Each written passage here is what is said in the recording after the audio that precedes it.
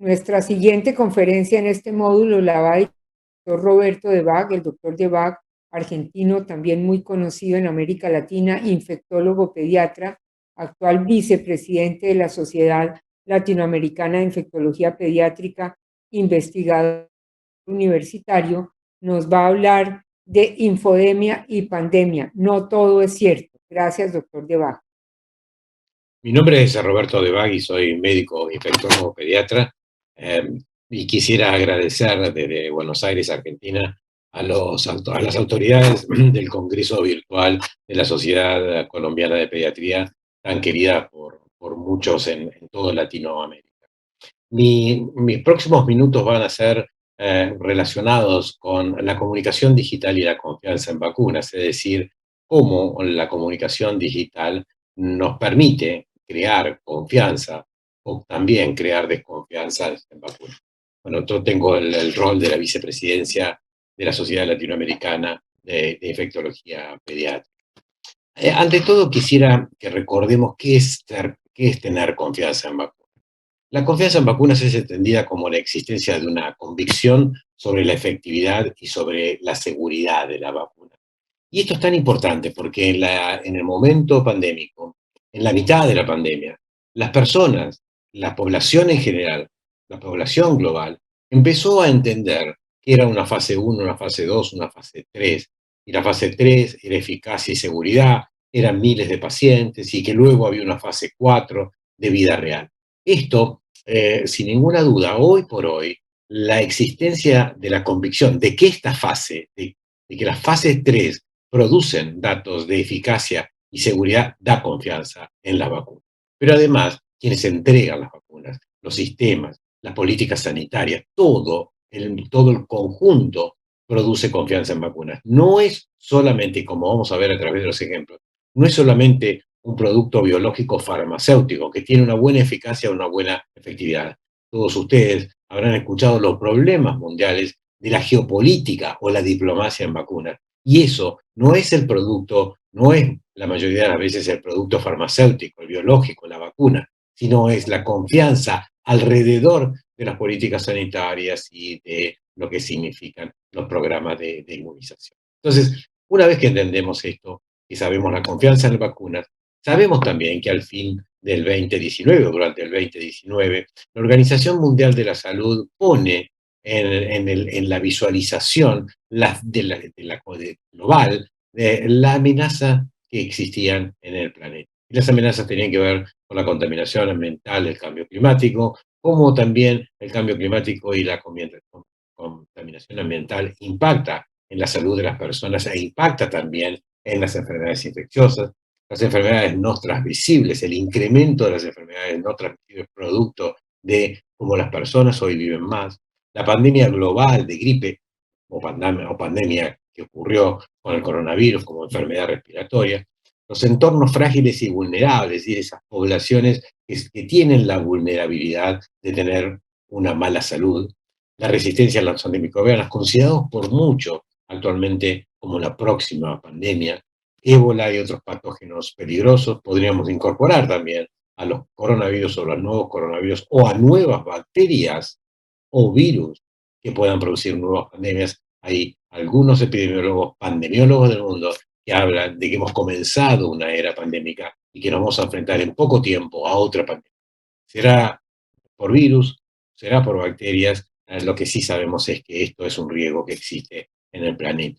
Pero también los servicios precarios de salud pública. Y Latinoamérica es una de las regiones, según un informe de CEPAL de hace 2 meses, que demuestra que es una de las regiones con menores accesos a la calidad de la atención, por ejemplo, en pandemia, producto de décadas de impacto de la salud pública desfavorable en los sistemas sanitarios, fundamentalmente en la atención primaria.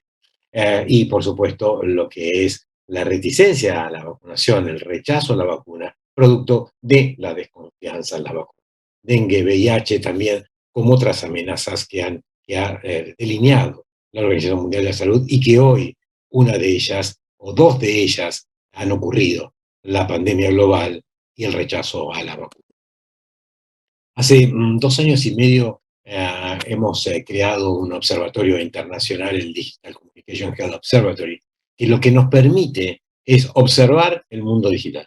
En este caso, y hoy voy a mostrar datos de lo que proviene del mundo de las vacunas. Pero la primera imagen que quisiera que tuviéramos presente es esta.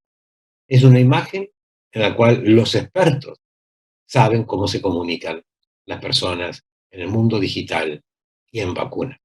Miren, ahí están seis, ocho, las más frecuentes redes sociales. Luego vamos a ver qué pasa con los trabajadores de salud y cómo utilizan estas redes sociales. Pero estas redes sociales, Facebook, Instagram, LinkedIn, WhatsApp como red social no controlable en la distribución o viralización de materiales o de comunicación, todos estos producen dos mundos. En el mundo de las vacunas, y después yo cuando esté terminando la presentación voy a volver a este slide, porque esta es una manera de comunicarse y esta es otra manera de comunicarse. Cuando en el mundo de las vacunas hay personas a favor de las vacunas y personas en contra de las vacunas, se comunican de esta manera en las redes sociales. Ustedes van a decir, pero esto no es entendible. Lo vamos a entender luego cuando veamos que todos estos puntos son posteos o comunicaciones específicas, pero que no tienen link con otras personas, o que las que tienen pocas comunicaciones, poca red comunicacional. Y cómo otro mundo genera clústeres determinados de comunicación que generan la comunicación con otros clústeres y generan esta manera de conectar. Ahora, estos dos mundos, como ustedes ven, no están conectados con las redes sociales, pero este mundo no habla con este mundo. Vamos a tratar, o voy a tratar en los próximos minutos, de explicar estos dos mundos que en imagen son no entendibles. Hicimos un estudio de aceptación en vacunas y rechazo en redes sociales en el contexto latinoamericano. Bueno, fue iberoamericano, porque tomamos dos idiomas, el idioma español y el idioma portugués, por lo tanto hay algo de contexto de España. Pero este estudio que lo hicimos para estudiar la percepción, el posicionamiento y la argumentación en torno al debate en la aceptación de vacunas en Latinoamérica. Hicimos saber de qué se habla, cómo se habla y cómo se estructuran esto que se habla. Nosotros no quisimos, o sea, no fue nuestra intención saber cuántos tweets o cuántos posteos, cuántos likes en algunas cuentas sociales para saber si estaban a favor o en contra. No, lo que hicimos a través de tecnologías de la informática y de técnicos muy especialistas en la comunicación digital, extraer la comunicación, extraer lo que se hablaba y hacer un análisis cualitativo. Lo hicimos una semana previa al comienzo de la pandemia en Latinoamérica, castellano y portugués, español y portugués, en un universo de 110.000 comunicaciones. 110.000 comunicaciones que fueron analizadas desde el punto de vista cualitativo. No decir, bueno, tantos tweets, vuelvo a decir, tantos posteos en Colombia, en Perú, en Argentina, en México, no. Todo lo hablado en dos idiomas, en portugués y en español, fue analizado desde el punto de vista de su cualidad, de la quality de esto. Entonces lo que vimos es que había dos mundos previo a la pandemia. El mundo de los antivacunas, como denominamos según sus características, que era el 18%, y el mundo de los provacunas, que estaba alrededor, o estaba en el 82%. Ahora, cuando empezamos a analizar qué hablaban y cómo hablaban ellos, los que hablaban sobre en contra de las vacunas o no a favor de las vacunas, tenían una forma expresiva y otra forma argumental. La forma expresiva hablaban específicamente estas tres líneas, que es un resumen del trabajo, pero hablaban de la ficción en la utilidad de la vacuna. Si ustedes han encontrado y han escuchado muchas personas que son antivacunas que dicen las vacunas son todas mentiras. O que otros dicen las vacunas son un castigo. Es la industria farmacéutica o son grupos en el mundo que generan esto para generar un castigo. O si no, ridiculizan a las vacunas como un producto que provee salud. Pero también hablan, y de forma argumental, acerca de la connivencia que hay entre gobiernos y laboratorios, o los inescrupulosos que pueden ser la imagen de la industria farmacéutica. Hablan también de la violación de las libertades personales. Y en este punto quiero tener un segundo para detener. Miren, la violación de las libertades es muy tomado por los grupos antivacunas, debido a que la obligatoriedad de la mayoría de las leyes en Latinoamérica y el Caribe existen, pero es producto de la necesidad de sustentar y obligar y dar la responsabilidad y el deber que tienen los gobiernos en generar programas de inmunizaciones que produzcan acceso. Entonces, la obligatoriedad es parte de una herramienta indirecta de exigencia hacia los gobiernos para que las vacunas puedan llegar a quienes lo necesitan. Y además, las vacunas, como ustedes conocen, es parte de una política y es una política sanitaria que hasta es solidaria con aquellos que no se vacunan. Y bueno, y lo otro es la toxicidad de vacunar, otro de los puntos que muchas veces, o la mayoría de las veces, los grupos antivacunas, que no me gusta hoy por hoy hablarlo de antivacunas, porque ustedes van a ver que ya casi esto quedó en demodé. Demodé decir, fuera de la moda, porque dicen, vos sos antivacunas. No, no. Hoy, como ustedes van a ver por otro análisis y otros estudios que hicimos, ya es un poco antiguo hablar de antivacunas o provacunas. Existen, pero es algo diferente el comportamiento. Bueno, los que están a favor de las vacunas, en sus formas expresivas, ridiculizan a los antivacunas. Los antivacunas son los más bajos de la sociedad, tienden a la extinción, están locos, los ridiculizan. Y también se indignan frente a ellos. Generan agresividad, o sea, dicen, no hay nada peor que ser antivacunas, los descalifican. Y también la hablan en su forma expresiva como que las vacunas son la solución. Pero también que las vacunas funcionan, que las vacunas pueden fallar, pero que protegen a la mayoría de las personas, las vacunas son actos solidarios, que las vacunas producen una información científica, o mejor dicho, la información científica que hay acerca del impacto de las vacunas es muy grande, que también las vacunas es un logro de gran complejidad y que demuestra la complejidad hasta tecnológica del mundo y de los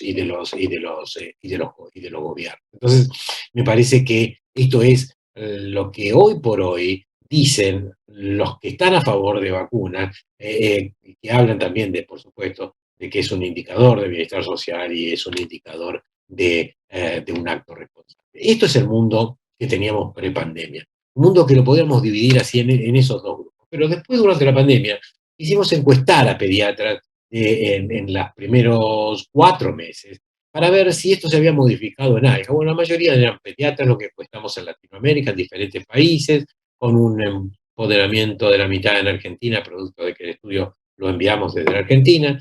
Pero le preguntamos a los pediatras si en el último mes, esto fue el mes de junio, perdón, si en el último mes habían visto algún paciente antivacuna o alguna familia le había cuestionado la vacuna. Y el 35% dijo que sí. Ahora, cuando le preguntaban cuando le preguntamos cuál es su cuestionamiento, la mayoría, un grupo importante, la mitad decía porque tienen muchos efectos adversos, otros porque son un invento del farmacéutico, otros porque dañan el sistema inmune. Esto que había crecido durante la pandemia. Y cuando le preguntamos si ellos pudieron detectar cuál era la fuente de información de ellos, la fuente de información más importante de estos pacientes eran las redes sociales. Hoy las redes sociales es la vía de comunicación más importante, pero además de ser una vía de comunicación muy importante entre las personas, es el lugar donde también podemos mirar cómo se comunican las personas. También hicimos un análisis sobre vacunas y autismo, que era lo que decían sobre el autismo. Entonces empezamos también el estudio y lo hicimos sobre un grupo específicamente que hablaba de vacunas y autismo. De los que hablaban y que decían que la vacuna no produce autismo, el 76% de estos que tenían alguna conexión con el tema y un 23% que hablaban de que sí existía esta relación.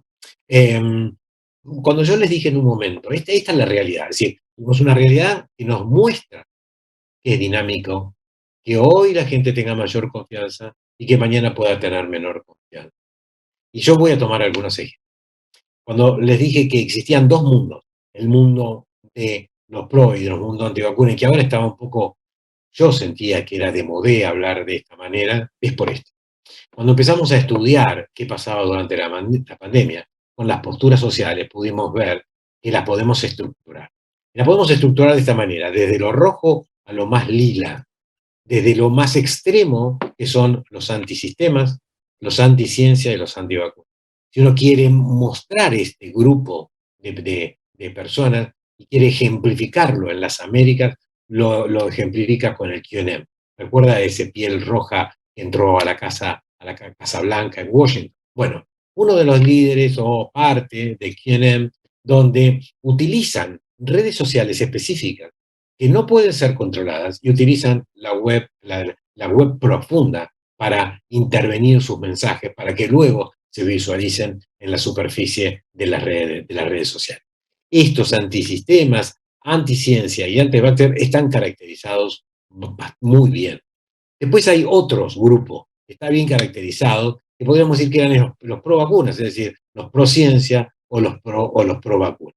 Por supuesto que hay personas que son conformistas, que sienten que sí, que no cuestionan. Pero después están este grupo, el grupo celeste, que son los semi-vaxxers, los que tienen cuestiones más afines a la ciencia, pero que miren lo que ocurre si estas posturas o hay infodemia. Si hay infodemia, si hay crisis de liderazgo, si hay un handicap, o si hay una visión mala, reputacional de las industrias farmacéuticas, si hay una pérdida del pensamiento crítico, los celestes y los lilas, que son los que están a favor de las vacunas, hacen que estas amenazas hagan volcar poblaciones que estaban de acuerdo o que podían tener confianza en vacunas en los semi-vaxxer o los anti-vaxxer. Esto que la ciencia lo está mostrando es lo que ocurre en diferentes ejemplos. No tengo mucho tiempo para contarles, pero, por ejemplo, hoy, en la Argentina hace un tiempo, cuando apareció el año pasado la vacuna Sputnik de Gamaleya y se hizo un acuerdo, en la Argentina hay dos fuerzas políticas, una que provienen del periodismo y otra que provienen de un partido moderno que es el partido de Macri, Juntos por el Cambio. O sea, son dos oposiciones. Hay gente que camina por el medio, sí, hay gente que camina por el medio. Pero cuando apareció la vacuna Sputnik y no había datos de fase 3, se discutía, bueno, hay que esperar los datos de fase 3. Entonces, ¿qué hizo el gobierno? Hizo un spot publicitario con personas de la cultura que pertenecían al partido político oficialista con evidencia, eran todos peronistas kirchneristas. Razón por la cual ese spot publicitario decía, yo me vacuno, yo me vacuno. Estaban diciendo, yo me vacuno con Sputnik. Razón por la cual el 50% de la población que tiene un pensamiento diferente, un pensamiento opositor, dijo, no creo en eso. Y generó un aumento al 50% de la desconfianza en vacunas. Esto es lo que ocurre con este efecto derrame en la comunicación. Por supuesto, hicimos estudios de nubes de palabras, de tendencias, y bueno, violación de los derechos, rumores, toxicidad, noticias falsas, anticiencia, etc. Pero, ¿cómo hacemos para que en este mundo de confianza y desconfianza, y de dinámica de confianza y desconfianza, podamos gestionar en forma adecuada la información? Bueno, primero quiero mostrarles esto y después quiero contarles algo que hicimos desde el observatorio. Bueno, el Instituto de Salud Global de Yale y UNICEF, a través de diferentes personas, una de las personas encargadas de generar estas guías prácticas de cómo gestionamos la información errónea en la infodemia, es Angus Thompson. Y entonces, bueno, en nuestra relación desde el observatorio pudimos analizar esto que realmente lo mostramos en todo momento. Miren, creo que las guías que están en diferentes idiomas, pero creo que una de las placas que más me impactó y que más genera un entendimiento es esto. Es decir, para poder hacer un buen manejo de esa información errada, de esa infodemia y generar confianza, nosotros debemos tener 4 puntos. Tenemos que tener claro 4. Primero la preparación, luego el escuchar, el comprender y el involucrar. ¿Cómo lo explicamos esto? Usted está en un consultorio, usted está en una clínica, usted tiene un grupo de profesionales en su clínica, en su hospital, usted son un grupo de residentes. Usted es individual, tiene su consultorio. Todos los trabajadores de salud deben en este tema estar preparados, construir un equipo, construir un equipo que analice la información del ecosistema. ¿El ecosistema qué es? Esto que le estoy diciendo. Bueno, hay un grupo de personas que dicen que la vacuna no funciona, que son tóxicas, que es invento de la farmacéutica. Y ese grupo que yo le tengo 2 alternativas. O voy con ellos y preparo una estrategia para ellos, o preparo una estrategia para los dos. Para lo que dice, sí, las vacunas son buenas, tienen un efecto. Hay que ir por los dos lados. Entonces, tengo que construir un equipo, tengo que generar un análisis del ecosistema. Y después, ahí ya viene lo individual o lo colectivo, tengo que aprender a escuchar. Tengo que establecer una paciencia y un entendimiento, por nosotros el comprender, del escuchar, para que ese sistema, el sistema de agrupación de los que no están a favor de la vacuna, pueda yo tener un sistema de escucha, pueda generar una detección de la información y pueda listar cuáles son los rumores. Pero también el sistema sanitario debe tener una escucha social.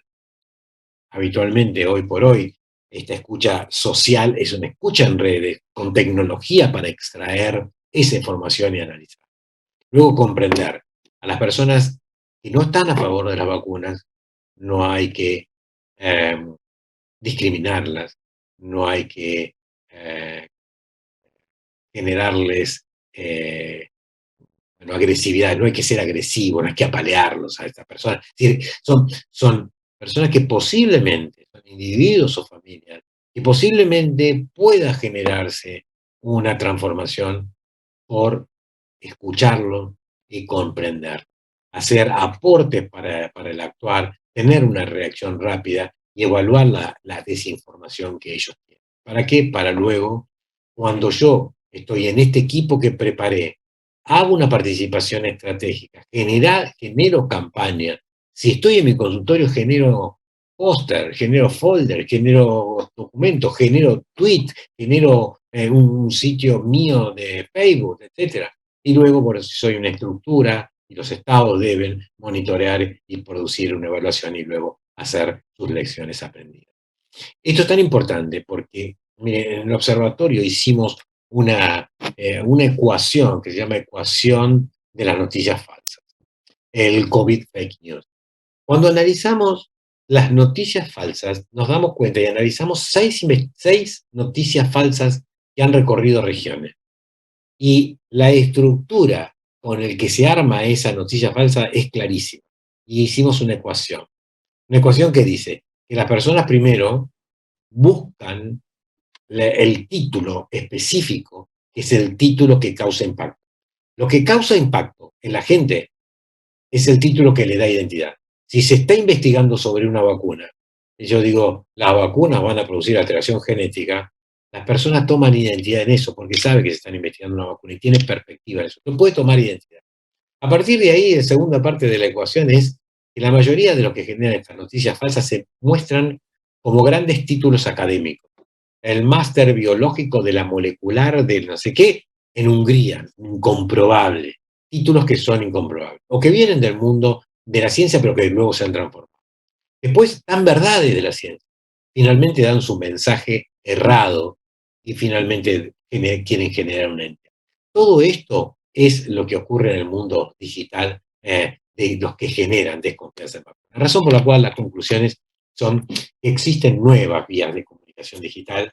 Las vías de comunicación digital hoy por hoy son las redes sociales, pero en el mundo de la pandemia, todo lo que pasa hoy por hoy, inclusive lo que pasa en el mundo de la ciencia, en el Lancet, en New England Journal of Medicine, llega a las redes sociales o al mundo digital, o llega también hoy a los medios convencionales de comunicación. O sea, las nuevas vías de comunicación toman, inclusive desde los artículos científicos o inclusive desde la prensa audiovisual. Entonces toman esos contenidos. Es todo un mundo nuevo.